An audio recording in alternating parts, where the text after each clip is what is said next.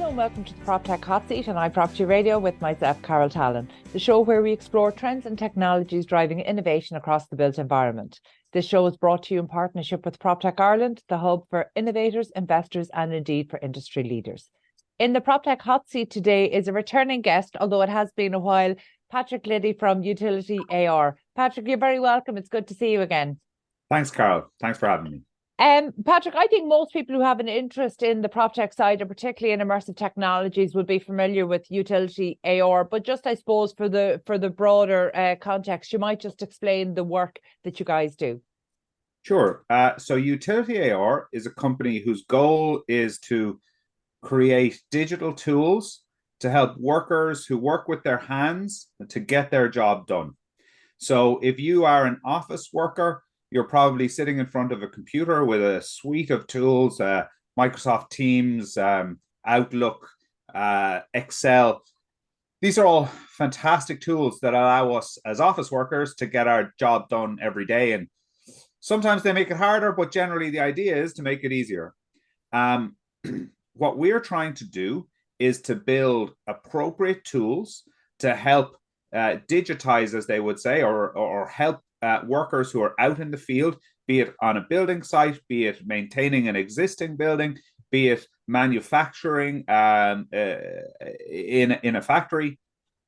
We want to give them the right tools to help them get their job done.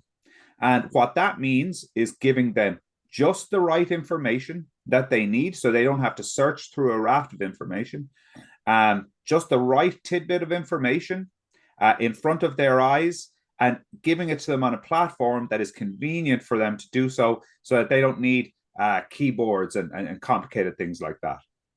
Very good. Patrick, what sectors are you working across at the moment?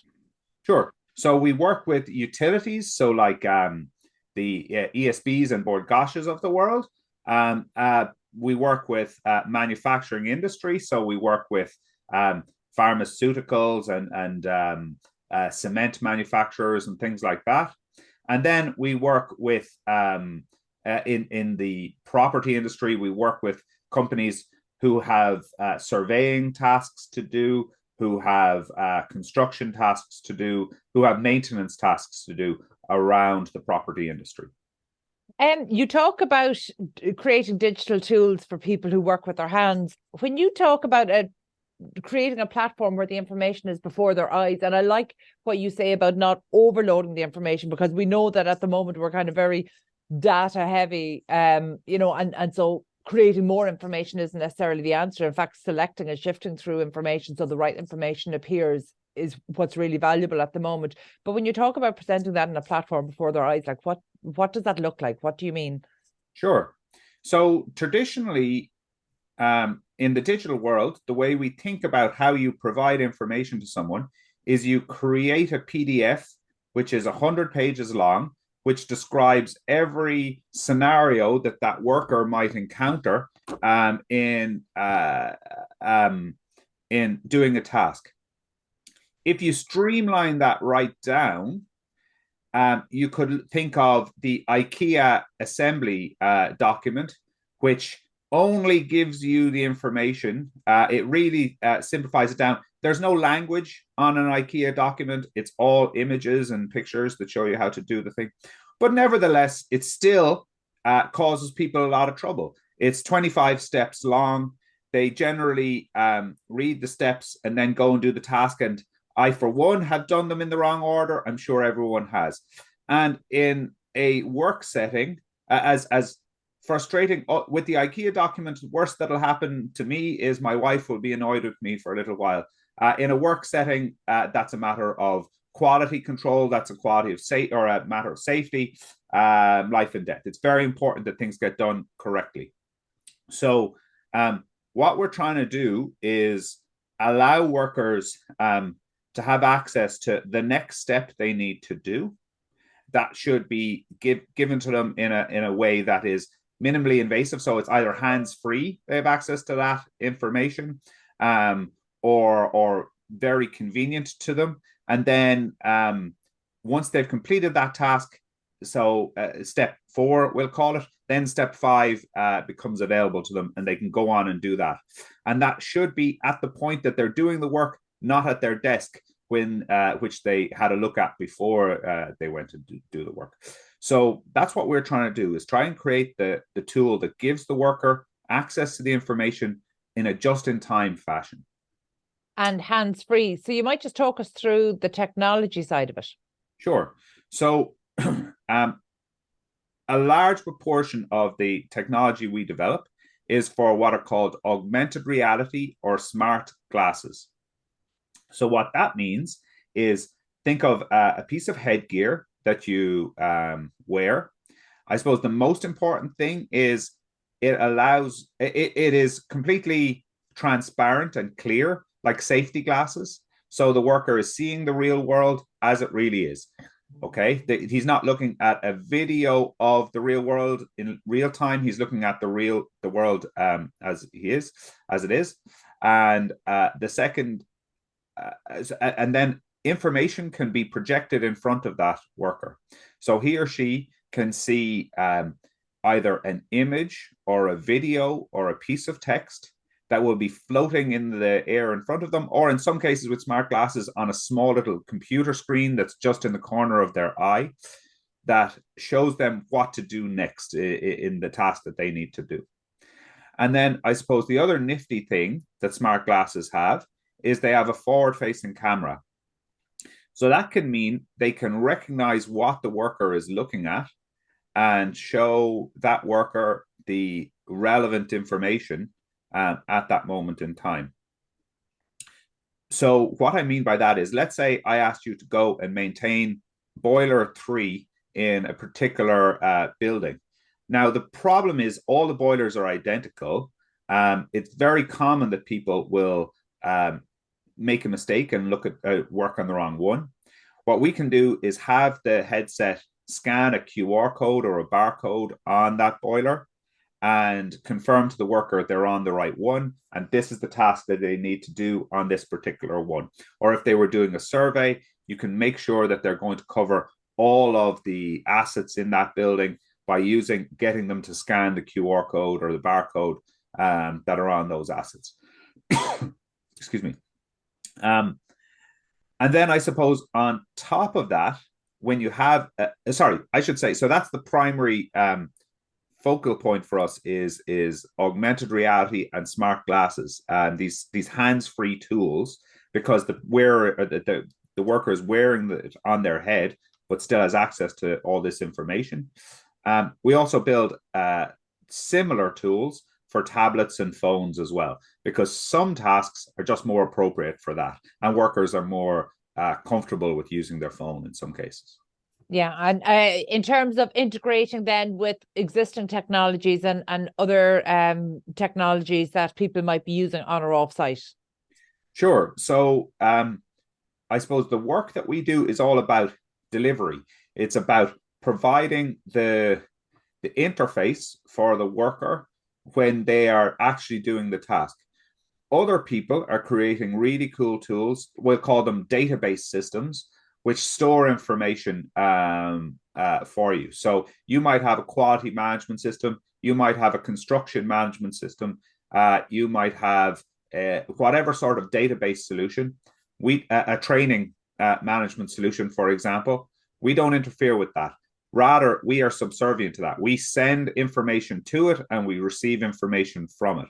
So we're not in the business of introducing a new database system to your business. You have enough of those. And they do a great job at what they do, or hopefully they do a great job at what they do. Rather, we're just the interface at the point of work. Very good. And looking at the built environment use cases, who in Ireland is using this technology and how are they using it? Sure. So I suppose the first actors have been the maintenance sector. So this is where, excuse me, people want equipment to be serviced and maintained on a similar quality, no matter what worker takes on the task. So what you want for that is you want a series of steps that worker is going to follow. And our tool allows you to transfer those steps from worker to worker in a way that the worker will feel they should naturally follow. So they're going to have access to the procedures, be it on a smart glasses or on their phone, that they can follow step by step at the point of work. When they're actually doing the task, they're going to be able to follow this procedure. And I suppose along with that, people are interested in the idea of getting the worker to take photos or videos as they do their tasks, and that information automatically being uploaded, time-stamped as to when and where that work was done, so that they can demonstrate to other stakeholders that the work was done correctly. So if you are tasked with maintaining the generators in a particular building, you want to make sure that the owner of that building can see that you did the task and you left the plant room clean and as it should be. And this is a good way of proving it. Increasingly, we're getting queries from companies who are doing survey work. So that could be, for example, an OPW building management surveyor, whose job it is to make sure that their huge fleet of buildings is at a certain quality. And we build tools for them, which allows the worker to gather information. So if your starting point is a blank page, a refill pad, and you're walking around the building and saying the window in room 4.3 is cracked and the plaster work in such and such a room is damaged, and writing that into your refill pad and then going home and creating a report on that, we try and automate that process so that the worker walks into a room, they observe something, and if they want to classify specifically where in the building they are, when they do that, they can. But all that information is going to be fed back so that they have the bones of the report already written when they get to their desk. And now the final thing that we're getting a lot of interest in, and this is a new tool which we'll be launching hopefully before Christmas, is a tool around the creation and handover of procedures. So when you hand over a building, be it within your organization because you have new staff joining, or you are finished your contract and you need to hand it over to the next user of that building, the ability to create procedures on how does the boiler work, how does the generator work, how do the light fittings get maintained. We allow you to use a phone to take short videos showing each step in the procedure, and they automatically populating a procedure for the next user to follow. And that's very exciting and interesting to a lot of organizations who are doing a lot of this type of work. And the tools, the range of tools are huge, but I'm very conscious, just especially working with startups and innovators over the years. One of the innovator dilemmas is when you're doing something so new, not only has it not been done before, you need to make the business case for it, but there can be budgetary problems. People who may wish to procure it, there's no mechanism internally for them to do that. So how do you work with new clients? Sure. So that's a very, very fair problem. Okay. Sometimes in innovation, people sometimes ask, who is your competition? And what are you competing against at the customer point? And the truth is, all innovation is in competition with all other innovation. So our competition is environmental concerns. Our competition is the facilitation of the disabled. Our competition is every type of thing that project manager or management team might have on their plate on that particular day. Because what we are demanding, far more than we're demanding money, because it's not that expensive, is headspace. Okay. So any of your listeners who are involved in projects, know that they should be looking at what I'm talking about. They know they should be looking at 15 other innovations which are important. They're thinking to themselves, how can I facilitate AI in my business right now? Because it's the buzz at the moment. And a few months ago, they were thinking, how can they facilitate blockchain? So it is challenging. Okay. And I suppose what we need to do as an organization in our particular space is to put our best foot forward and demonstrate that our technologies are low demand from the point of view of headspace and high instant return, so that if you can invest 3 days in integrating our technology, the next week you're going to get those 3 days back because we'll have made your life easier. In terms of a commercial case, have you done any case studies to talk about, can you quantify things like saved labor hours? Sure. So a part of our technology that I haven't gone into is included in all of our software is what's called remote assistance. So this is a video calling tool that is specifically designed for helping a worker solve a problem by calling on their colleagues and showing them what's wrong. So in the smart glasses or augmented reality glasses case, it's really relevant, whereby you put on a pair of glasses, you do a video call with colleagues in one or all parts of the world, and they join the call, and you can show them the problem, you can discuss it. They can mark up your video screen and describe to you what you need to do to solve the problem. And in that case, that type of solution means that a problem can be solved on the first visit. Or in some cases, it could be that existing staff on the site can solve a problem which they were not going to be able to do. So no visit is required. So in that way, you're saving days, okay? Because it could be that you don't need to get the guy to come from Germany, and he was only going to be able to come next week because his child has a whatever it is. And it means that you get up and running literally days sooner than you would have. And that's in a single use case. With regards to following procedures, well, a lot of where people are interested is these days we're increasingly working internationally. I mean, from the point of view of language, a lot of our workers don't necessarily speak English or it's not their first language.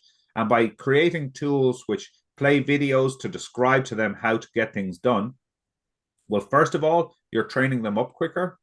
Secondly, they're going to get the job done 20% quicker or something like that. And then most excitingly, the quality of the work that they're going to do is going to be to a higher standard because you've better described to them what it is that you need from them. And when you add all those things up, the truth is every business is going to be different.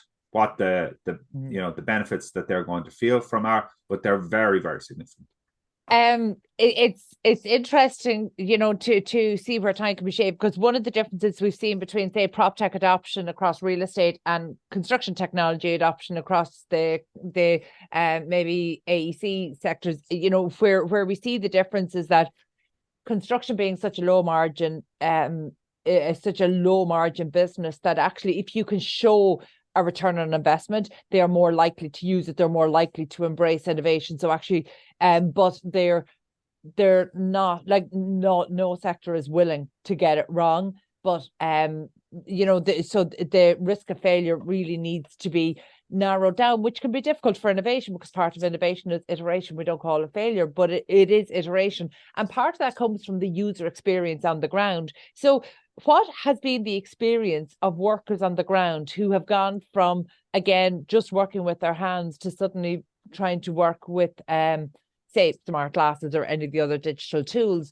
What has been the experience on the ground like? What insights can you share? So the introduction of any technology is time consuming, okay? the classic image of a construction site in Ireland is a crane, okay? And now it would be unthinkable to do a major project without one or multiple cranes. However, for the first places to introduce cranes, it demanded management buy-in. It demanded senior people to accept that there would be a learning curve here, and this is what it takes to introduce this technology. But by gosh, has it made a positive difference on the projects that they now do. So the type of technology that we have, and indeed all innovative technologies, have an element of that, because the workers on the building sites or the construction sites you're talking about, they're very skilled individuals. They know exactly what they're doing. And to be honest, they've done it this way for decades in many cases. So to introduce a new technology, management, senior individuals have to sort of enforce that. And the reason they have to enforce it to some degree is they're going to be the major beneficiaries, even more than the employees or the workers who are going to be doing the tasks, okay? So the crane has predominantly benefited the project as a whole, not the individual workers who are operating the crane. So I suppose what I'm trying to get at is to introduce this innovation, and I'll bet you every innovation that you can think of, it comes back to the management, to the senior people buying in and understanding what they're getting themselves in for and what they're asking of the workers.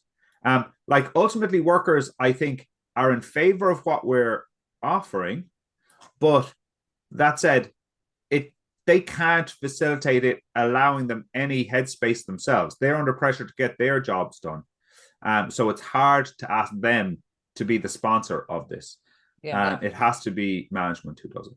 Yeah, no, and that's absolutely fair enough. I suppose I'm always curious about the experience of the people on the ground, but also the potential of the people on the ground to contribute feedback that can not just reshape the product or the offering, but also maybe feed into the pipeline of innovation for the innovators. And like an example of that was maybe last year or maybe 18 months ago, I remember interviewing some of the team from John Paul Construction after they started using augmented reality for safety on site. And one of the most interesting parts about that to me was that when the workers on the ground who had never experienced augmented reality or any sort of immersive technologies in a work environment before, not only how quickly they got up to speed, like literally within a shift, they got up to speed on the technology, but within weeks, they were suggesting alternative uses for the technology outside of safety on site.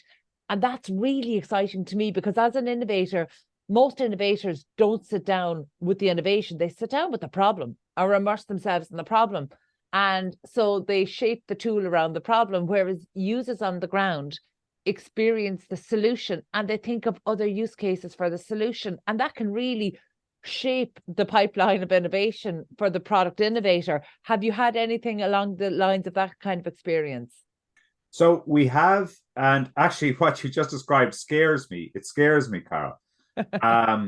So the challenge that I face, or we as an organization face when we visit a customer and we show them the technology, and the general response is, wow, that's awesome. Okay. I would say I have a 98% hit rate over the 5 years of doing this, of customers going, wow, that's awesome. And everyone agrees they're going to use it. Now, the challenge then is to understand how they're going to start. So imagine if I was to go to a company of any sort in Ireland and say to them, computers, you've never seen them before.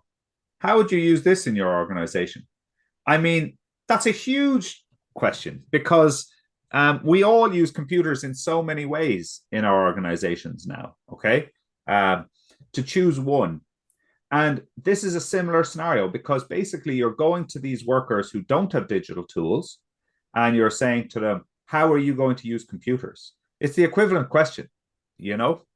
So what happened at the beginning of computers was people said accounts. Accounts really need access to computers because they've got to tot up all these numbers and it's very complicated. Okay. So they started with the first use case. But nowadays, very few people, when they go, who needs computers in their companies, they very rarely start with accounts as being the alpha and omega, but they were at the beginning.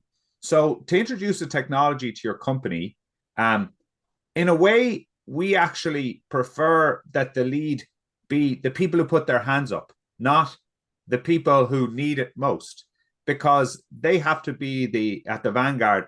Everyone needs computers. Everyone needs computers. So why would you limit it to any specific organization? On the other hand, someone needs to be the sponsor of this technology, get everyone bought in, and very quickly, as you said, once it is a success in one part of the organization, the other parts are going to say, can I have some too? Yeah, and that's something we welcome. And I really like how you articulated that all innovation, irrespective of how disruptive it is and what it's setting out to achieve, is competing with other types of innovation. And I think that's a really interesting progression, and it's something that I like to touch on almost all of our shows. And the reason is that 5 years ago, when we were talking about new technologies and showcasing new technologies to the construction industry, in a way it was seen as, if we need this, we must have bought our last technology wrong. There wasn't an understanding about the technology stack that a contemporary construction company needs for both on and off site. And in fact, only in recent weeks, I interviewed Rob Fox from Supplio, and again, he articulated this very well. And you touched on it there when you talk about lots of innovations are needed. And so it might seem that they're competing in terms of budget. So actually what we need buyers of technology within contemporary construction companies to do is almost to understand and plan and articulate their tech stack and see how things integrate together, that actually it's not a case of different technologies competing. It's about actually designing the stack that will increase the efficiencies for your particular type of construction or delivery. So whether it's using more traditional methods or you're relying more on offsite and other MMC, depending on your style of delivery. But the potential is huge. But I suppose it's really important that we make this point so that people understand there is not one type of technology, and it's not even 8 types of technology. In fact, I think Rob estimated that it's probably closer to 12 types of technologies. I might have put it at 6. So there's a technology stack that is right for your company, and it will take a while for that to evolve, but actually that should shape the strategy and the buying for innovation. But again, it does come back to innovators being able to show that return on investment. And I think that's the really key thing at the moment, particularly if you're trying to sell into the built environment. So Patrick, I'm very conscious of your time here, and it was exciting just to hear about the progression. What can we look forward to in terms of the pipeline of innovation? What can we expect to see from UtilityAR in 2024? Sure. So, I think it's timely that we're speaking, Carol, in that I think our 2 big outputs over the next quarter or so are relevant in the property sector. So one is around surveying. So this will be a tool, as I say, that will run on your phone predominantly, but also on smart glasses. And it will allow a worker to, I suppose, rather than, so just to step back a second, we're not modeling this on a pre-planned audit. Rather, we got feedback from auditors that they are, or surveyors, that they're skilled workers. They know what they're doing. And their preferred tool at the moment is paper, because it gives them maximum flexibility to scribble stuff down as they see it, okay? So we're creating a digital tool that does the same thing. It basically allows a worker to walk through a building, a surveyor to walk through a building, to see something, record it digitally, be it photos, video, just write some text into their phone, and that will be captured. And if at that moment in time, they'd like to say, this aligns to the windows, or this aligns to the flooring, or whatever the set task that they're meant to check out. They can do that at that time, or they can do it later. And it will make it much more convenient, and it will encourage them to move towards a digital world. What we're trying to not do is give them a set series of tasks that they must follow in a particular order. They still need to do all the tasks, but they can do it in the order they wish, because they are very skilled workers. So that's the first tool. Yeah. And then the second tool will be around creation of procedures for handover from one worker to another. So allowing you to very conveniently, using your phone or a smart glasses, to record through videos, images, and text a step-by-step procedure, and hand that over to a colleague. I love the idea of that second one. It's something we could benefit from ourselves, actually, within the business. So I might talk to you offline more about that, because actually that's something that as we're growing, any sort of innovation, again, we'll see they will have difficulties in documenting its processes along the way. And generally, when you have an established team, an awful lot is locked within their head. So the handover can be absolutely a nightmare, and it's something that we've experienced ourselves. So actually, we might we might talk offline about that, but actually we might do a show just about that as well, because actually it's one of the problems we see time and time again when we go into not just estate agents, but definitely the larger agencies, but also some of the departments, say in terms of processing new homes and bringing new homes to the market. Actually, this creation of procedures and having that at a state of handover, not necessarily if one person is leaving, but actually as an operation is expanding, they're real pain points for a business. They've been identified as pain points 20 years ago. Lots of management consultants have identified that pain point and tried to document it in video scene, but they're still very labor intensive to create those. So actually, I love the idea of a smarter approach to that. So that's really interesting. We'll definitely touch on that again. But for now, that's all we've time for. Thank you so much to Patrick LIddy from UtilityAR. Also, thanks to our producer, Katie Talon, and to the audio team at Hear Me Roar Media. Before we go, just a special word of thanks to our sponsor, Proptech Ireland, for supporting the podcast and making these conversations possible. And finally, thank you indeed for tuning in. We'll catch you on the next episode of the Proptech Hot Seat. In the meantime, please be sure to check out all of the other Irish and international real estate and construction shows on iPropertyRadio.com.